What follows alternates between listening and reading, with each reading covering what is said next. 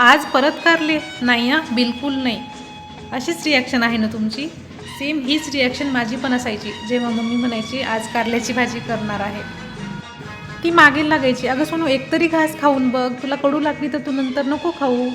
पण मी नाही म्हणजे नाहीच. मला कारल्याची भाजी खायचीच नाही. कारल्याची भाजी असेल तर मग मी दुसरं काहीतरी खाईन किंवा सरळ सरळ दूध पोळी खाईन, पण मी ती भाजी खाणारच नाही.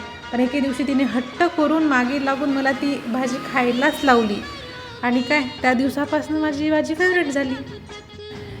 माझ्या मम्मीची स्पेशल रेसिपी आहे, तुम्ही पण नक्की ट्राय करून पहा आणि तुम्हाला जरी आवडत नसेल तर तुम्हाला ही भाजी आवडायला लागेलच 100%.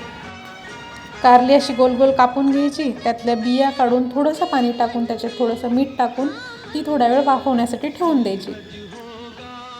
तोपर्यंत थोडीशी चिंच भिजू घालायची. थोड्याच वेळात कारली मस्त वाफून निघतील आपली आणि ती छान वाफून निघाली की ती लगेच थंड पाण्यामध्ये टाकून घ्यायची. या प्रोसेसमुळे काय होतं तर कारल्यामधला जो कडूपणा आहे तो इथेच निघून जातो, त्याच्यामुळं कारल्याची भाजी कडू नाही होत. आता नेक्स्ट स्टेपमध्ये काय, कढईमध्ये थोडंसं तेल घ्यायचं, जिरे मोहरी टाकायचे, त्याच्यामध्ये ही उकडलेली वाफलेली कारली टाकून द्यायची. त्याच्यामध्येच तिखट मीठ हळद टाकायचं, आपले बेसिक काही मसाले असतील तर ते ॲड करायचे आणि आपण जो खोबर आणि कांद्याचा मसाला बनवतो तो थोडासा याच्यात ॲड करून द्यायचा. या सगळ्यांना थोडंसं व्यवस्थित मिक्स करून घ्यायचं आणि नंतर त्यामध्ये मीठ टाकायचं, चिंचेचं पाणी ॲड करायचं.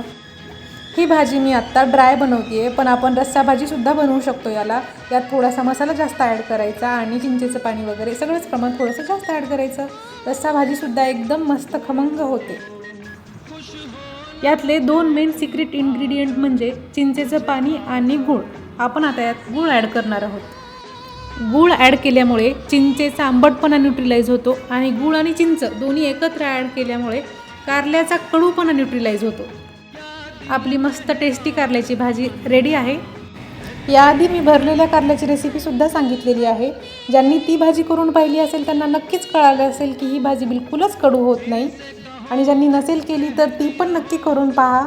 लिंक मी डिस्क्रिप्शनमध्ये देत आहे आणि ही पण करून पहा. व्हिडिओ आवडला असेल तर लाईक करा, शेअर करा आणि भाजी खरीच बनवून पाहिली आणि आवडली तर कमेंटमध्ये नक्की सांगा.